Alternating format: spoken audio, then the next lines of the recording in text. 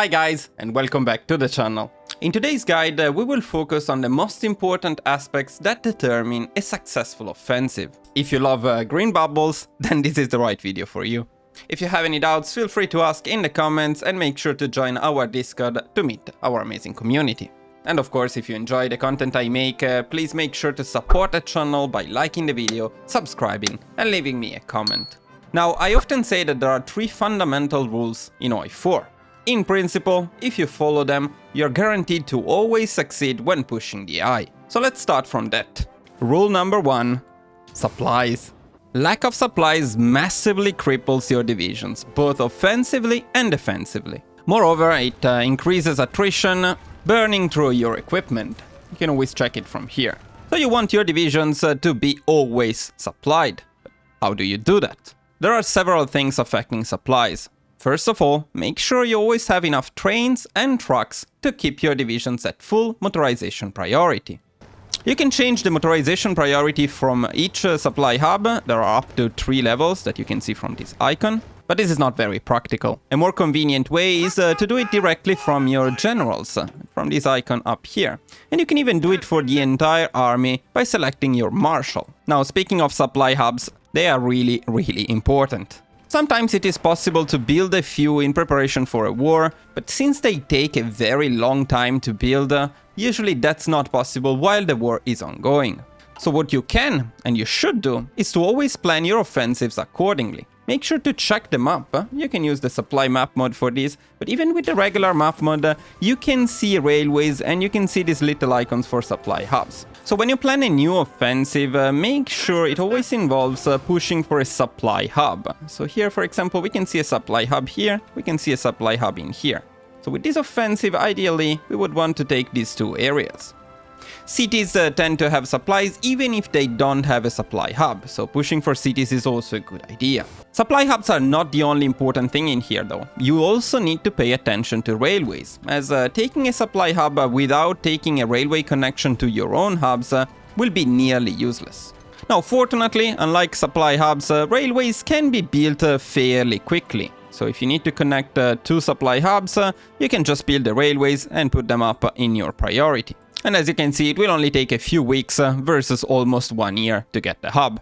Now, the railway level also affects the amount of divisions that can be properly supplied. So make sure to always upgrade the most important ones. You can do it manually, but again, a more convenient way would be to select the supply hub that you want to upgrade and pick the option Upgrade Bottlenecks. This will ensure the best possible upgrades to connect your capital to the upgraded supply hub. When taking a new supply hub, it will take a few days for the railways to become active, so it's always a good idea to plan your pushes for a supply hub and also to stop right after taking one. Like in this case, we can stop for a bit and we can regroup with this army.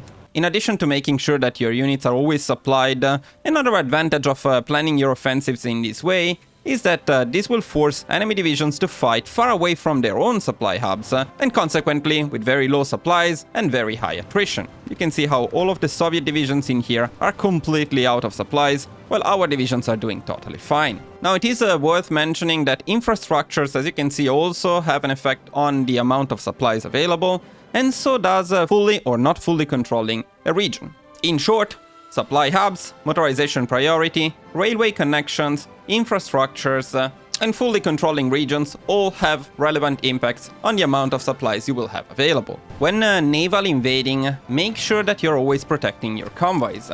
The best way to do that is by using your navy and setting them on never repair, always engage. This will sacrifice your navy, but it will protect your convoys long enough for your invasion to be successful. It is also very important to always use your CAS or naval bombers on naval strike to prevent enemy navies from easily raiding your convoys. As you know, Sea Lion is a bit more difficult post-Götterdämmerung, but here we are still getting it done, and sacrificing our fleet to protect convoys is helping a lot with supplies. We still have low supplies, it's impossible without full naval superiority to keep high supplies, but we have enough to be able to push the UK successfully. Transport planes can be assigned on air supply missions, and this can help a little bit, but it is quite niche and usually not impactful enough to be worth investing in.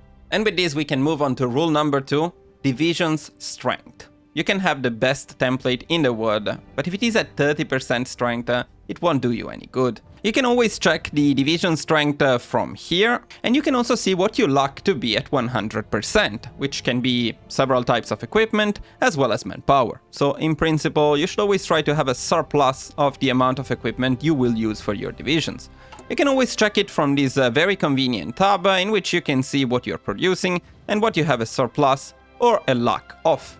Now, don't forget that once you start fighting, especially heavy fights like this one, you will quickly burn through equipment, so having a surplus of it is very, very important. If your divisions are not at 100% strength or almost, you should never trigger an offensive. Now let's move on to rule number 3, and that's about divisions training. When you deploy newly recruited divisions, they will be either green if you force deployed them, or trained. By further training them with this icon here, you can get them all the way up to regular. Further tiers can only be unlocked by fighting in actual battles, so regular is the best you can get with trainings. And conveniently, you can shift-click this icon. In this way, they will train all the way up to regular, but they will stop after that. Now, the difference between training tiers is massive.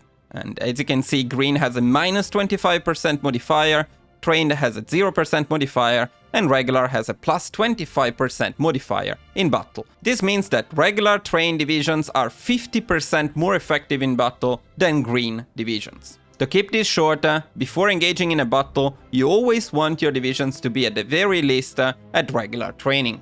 And these are, in my opinion, the 3 fundamental rules of HOI4. If you use divisions which are fully supplied, at full strength, and with max training, you can win any offensive, as you can easily see here. Naturally though, these are not the only elements affecting a push. There are several additional aspects of the game that can have an impact on the outcome of a battle. Some of them, like templates and designs, I already covered in previous guides, so I would recommend checking them out if you're interested. What I always say though is try to be flexible and think by yourself when picking a template or a design. Do not think that you're guaranteed to succeed just because you copied and pasted the meta ones. It doesn't work like that.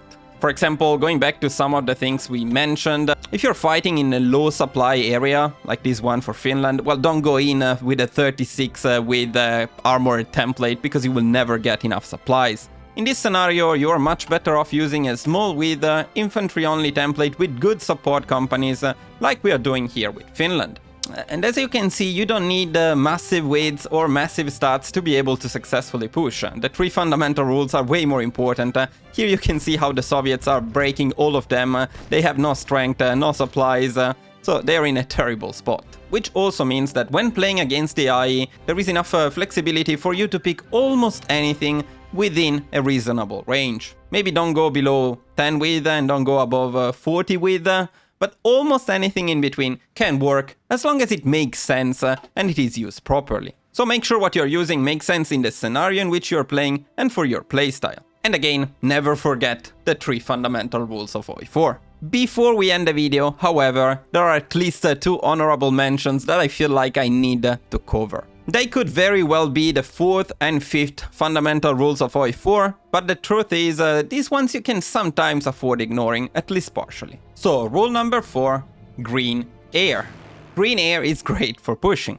Air superiority, and especially CAS damage, have a huge impact on battles and on their outcome. So if you can ensure green air and you have enough CAS, ideally with an optimized design, literally nothing can stop you. The thing is, and this is why this is not one of the fundamental rules in my opinion, this is not always possible to achieve.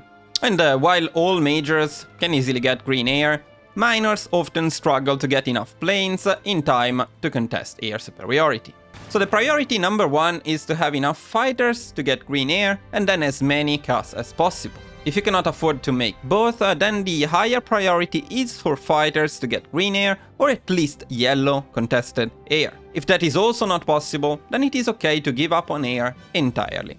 And this is actually what we did in this run with Finland, for example. The planes that you see are only planes that we stole because we don't really have technologies to make our own. So that's totally fine, but if you cannot contest enemy air superiority, then the support anti-air company becomes an absolute must. To be honest though, this company is so good that it's generally almost always worth it in any case. And now to conclude this video, rule number 5.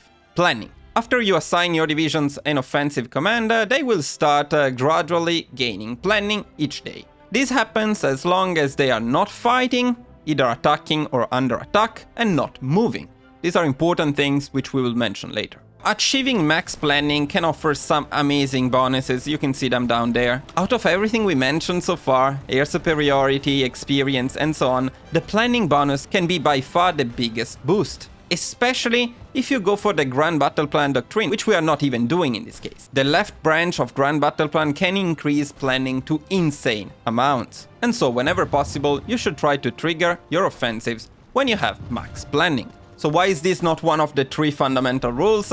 Well, because it is not always possible to achieve max planning, and it is not always convenient to achieve max planning. First of all, max planning takes time. You can speed it up with the Staff Office Plan command, but that's not always available, and it burns through your command power. Moreover, the time you spend planning is also time the enemy divisions get to regroup and to build up the entrenchment bonus. So there are situations in which you get better results by continuing the push rather than stopping and planning again.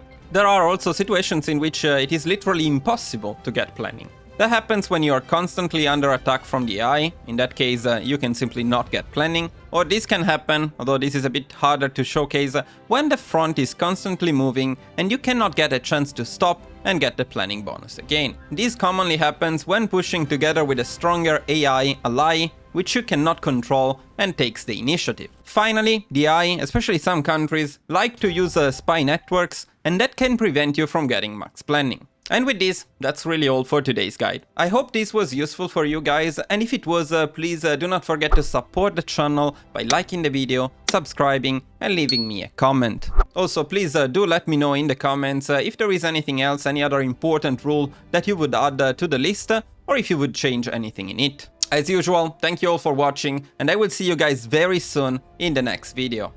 Bye bye!